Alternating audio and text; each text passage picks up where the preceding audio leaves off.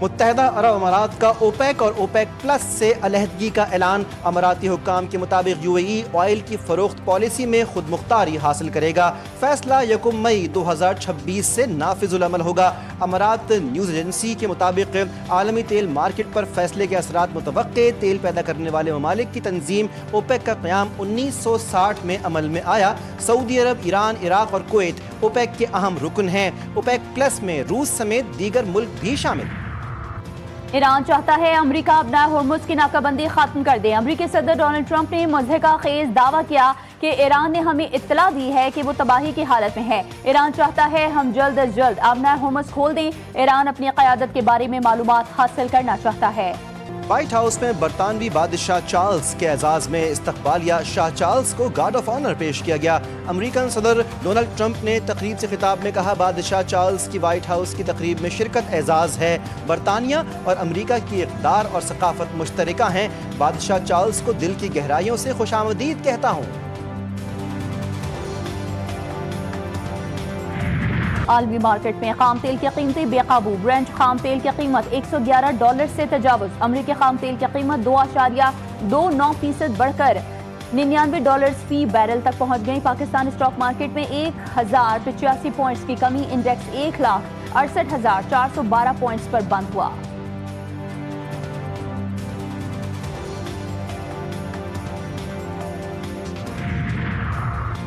Jeddah میں خلیج تعاون کونسل کا ہنگامی اجلاس۔ سعودی ولی عہد محمد بن سلمان کی زیر سربراہی اجلاس ہوا۔ بحرین، امیر قطر، کویتی ولی عہد کی اجلاس میں شرکت۔ متحدہ عرب امارات کے وزیر خارجہ بھی موجود تھے۔ خطے کی موجودہ صورتحال، علاقائی سیکیورٹی، سیاسی اور باہمی تعاون کے امور پر تبادلہ خیال کیا گیا۔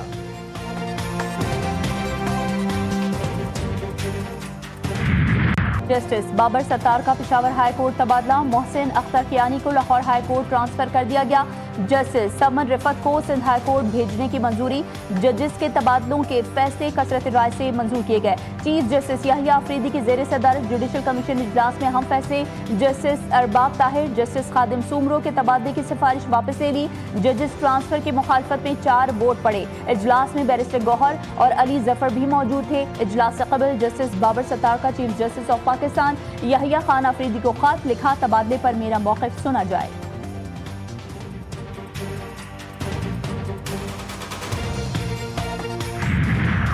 کسی جج کو سنے بغیر اٹھا کر کہیں لے جانے کی آئین اجازت نہیں دیتا۔ Chairman P T I barrister Gohar نے کہا، ججز کا موقف سنے بغیر پسند یا ناپسند پر تبادلہ عدلیہ پر حملہ ہے۔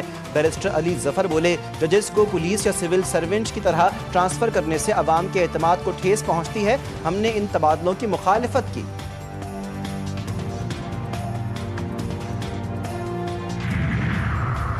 ٹرمپ نے اشارہ دیا کہ ایران کی تازہ تجاویز قبول کرنے کے حق میں نہیں۔ امریکی نشریاتی ادارے CNN نے دعویٰ کیا ہے کہ تہران نے ایک ایسا منصوبہ پیش کیا ہے جس کے تحت آبدہ ہرمز کو دوبارہ کھول دیا جائے گا۔ ایران نے جوہری پروگرام پر بعد میں مذاکرات کی تجویز دی۔ امریکی میڈیا کے ذرائع کا کہنا ہے کہ ثالثی عمل سے واقف افراد کے مطابق دونوں فریق اتنے دور بھی نہیں جتنے بظاہر نظر آتے ہیں۔ پس پردہ بھرپور سفارتی کوششیں جاری ہیں۔ موجودہ بات چیت ایک مرحلہ وار طریقہ کار پر مرکوز ہے۔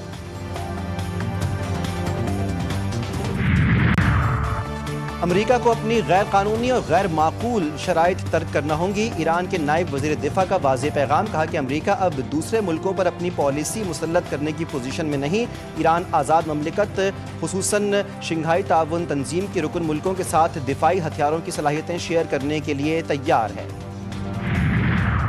وزیر اعظم شہباز شریف کا نیوزی لینڈ کے ہم منصب سے ٹیلی فونک رابطہ۔ مشرق وسطیٰ کی بدلتی صورتحال پر تبادلہ خیال۔ وزیر اعظم نے خطے میں امن کے فروغ، کشیدگی میں کمی کے لیے سفارتی کوششوں سے آگاہ کیا۔ نیوزی لینڈ کے وزیر اعظم کی پاکستان کے تعمیری کردار کی تعریف۔ شہباز شریف کا عالمی امن مکالمے استحکام کے فروغ کے لیے پاکستان کے غیر متزلزل عزم کا اعادہ۔ وزرائے اعظم کا 2 طرفہ تعلقات مضبوط بنانے کے لیے مل کر کام کرنے پر اتفاق۔ وزیر اعظم شہباز شریف نے نیوزی لینڈ کے وزیر اعظم کو دورہ پاکستان کی دعوت بھی دی۔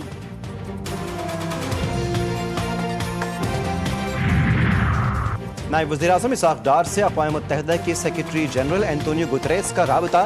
ترجمان دفتر خارجہ کے مطابق اسحاق ڈار نے خطے کی تازہ صورتحال، پاکستان کی سفارتی کوششوں اور مختلف فریقین کے ساتھ روابط سے آگاہ کیا۔ اینٹونیو گوتریس نے عالمی امن و استحکام کے لیے پاکستان کی تعمیری کردار پر حمایت کا اظہار کیا۔ پاکستان کی جاری کوششوں کے لیے اقوام متحدہ کی مکمل حمایت کا یقین دلایا۔ مذاکرات قطر کا پاکستانی ثالثی کی حمایت کا اعلان۔ قطر کی وزارت خارجہ کے ترجمان ماجد الانصاری نے کہا ہے کہ قطر مذاکرات کے عمل بھی پاکستان کو سپورٹ کرتا ہے، مذاکرات کے دائرے میں وسعت کو ضروری نہیں سمجھتا۔ خطے میں جاری تنازعات کے باوجود آبنائے ہرمز فوری کھلنی چاہیے۔ ثالثی کے لیے قطر کو پاکستان پر مکمل اعتماد ہے۔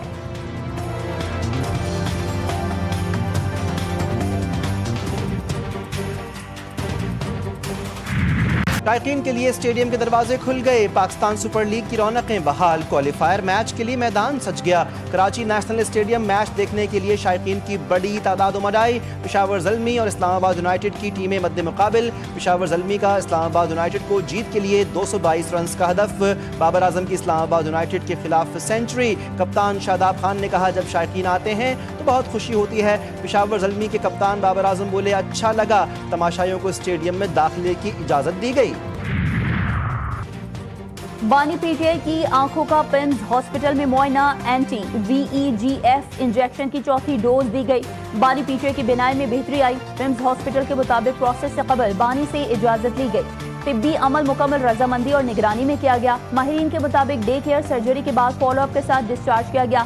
بشرا بی بی کی بھی آنکھ کا اڈیالہ جیل میں check up. Al Shifa eye trust کے ڈاکٹر ندیم قریشی نے معائنہ کیا۔ Chairman P T I barrister Gohar نے کہا کہ علاج کچھ بھی ہو، ہماری بنیادی تشویش اب بھی برقرار ہے۔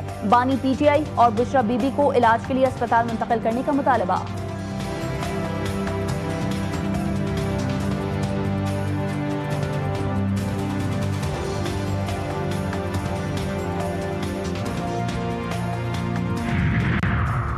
نیپرا نے 25 کلو واٹ اور اس سے کم کے سولر صارفین کے لیے لائسنس کی شرط ختم کر دی۔ وفاقی وزیر توانائی اویس لغاری نے پاور ڈویژن کو ہدایت کی تھی۔ نیپرا نے پاور ڈویژن کے خط کے بعد نوٹیفیکیشن جاری کیا۔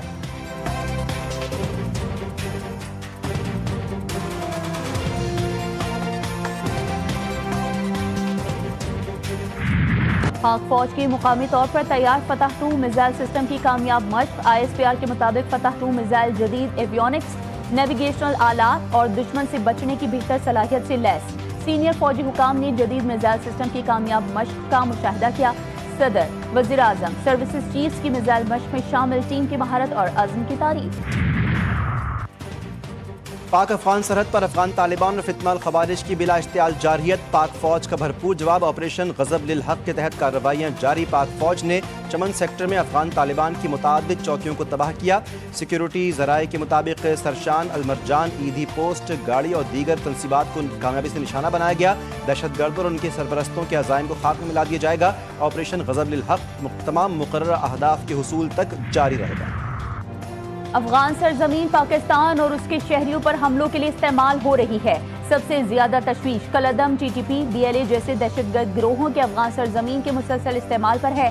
وزیر دفاع کا کرغزستان کے شہر بشکیک میں شنگھائی تعاون تنظیم وزرائے دفاع کانفرنس سے خطاب، کہا کہ افغان سرزمین پر موجود دہشت گرد عناصر کے خلاف قابل اعتماد، قابل تصدیق اور مؤثر کارروائی ناگزیر ہے۔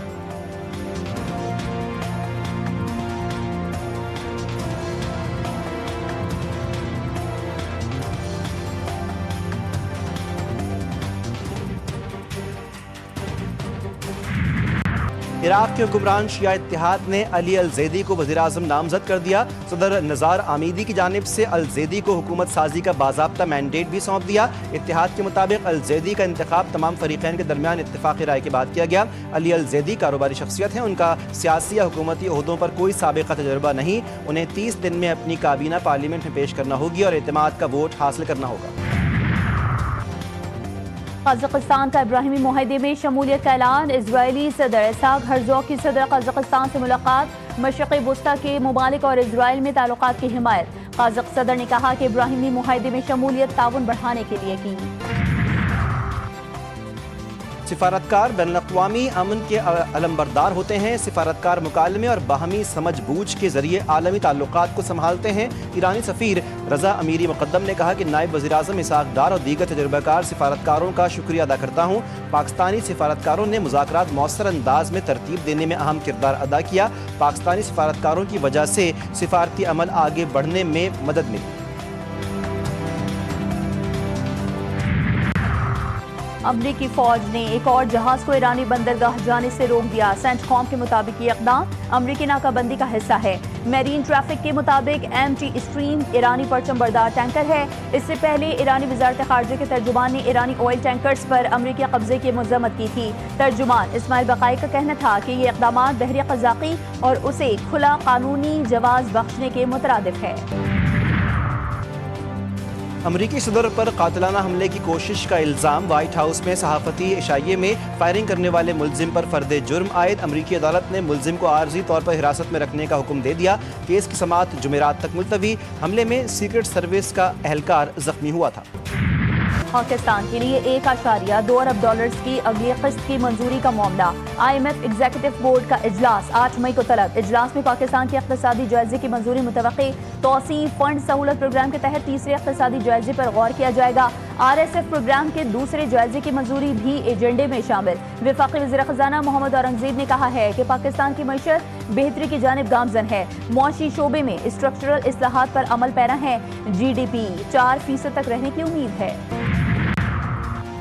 صدر زرداری چین کے صوبہ ہائینان کے شہر سانیہ پہنچ گئے. کمیونسٹ پارٹی آف چائنا ہائینان کے پارٹی سیکرٹری سے استقبال ہوا. صدر زرداری آبائی شہر شان بھی پہنچے. چیئرمین ماؤ کے مجسمے پر گلدستہ رکھا. عوامی جمہوریہ چین کے بانی رہنما کو خراج عقیدت پیش کیا.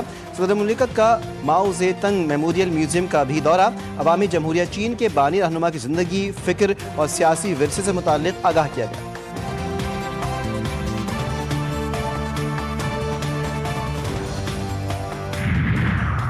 صدر مملکت کا دورہ چین تعلقات مزید مضبوط بنانے کی جانب اہم پیش رفت ہے. سندھ کے سینئر وزیر شرجیل انعام میمن کا کہنا تھا کہ آصف علی زرداری کی چینی قیادت سے ملاقاتیں ہوئیں.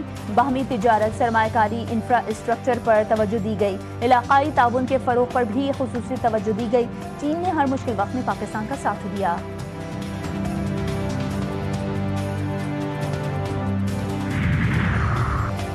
پنجاب کو سیاحت کا مرکز بنانے کے عزم کا اظہار. سینئر صوبائی وزیر مریم اورنگزیب کہتی ہیں سیاحت کا فروغ وزیر اعلیٰ پنجاب مریم نواز کی ترجیح ہے.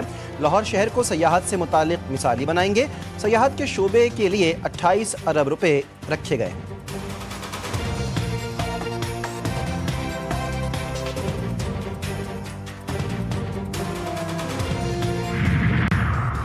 وزیر اعلیٰ سندھ سے گورنر نووئی ریجن ازبکستان کی ملاقات. صنعت، زراعت اور سیاحت میں شراکت داری کا فیصلہ. وزیر اعلیٰ سندھ سید مراد علی شاہ نے کہا ہے کہ سندھ میں سرمایہ کاری کے بڑے مواقع موجود ہیں. دھابجی اسپیشل اکنامک زون میں سرمایہ کاری کے مواقع ہیں.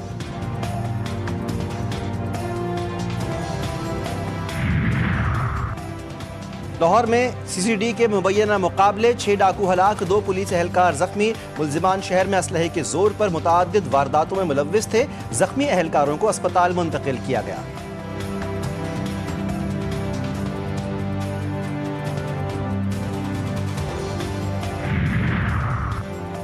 کراچی میں گرمی کی شدت برقرار، دھوپ سے شہریوں کا حال بے حال. محکمہ موسمیات نے ہیٹ ویو کا الرٹ بھی جاری کر دیا. ماہرین کے مطابق ایل نینو کے اثرات کے باعث ملک بھر میں معمول سے زیادہ گرمی پڑنے کا امکان ہے. سندھ اور پنجاب میں بارش. لاہور، جیکب آباد، شہداد کوٹ، ٹھل، کندکوٹ میں گرج چمک کے ساتھ بارش ہوئی.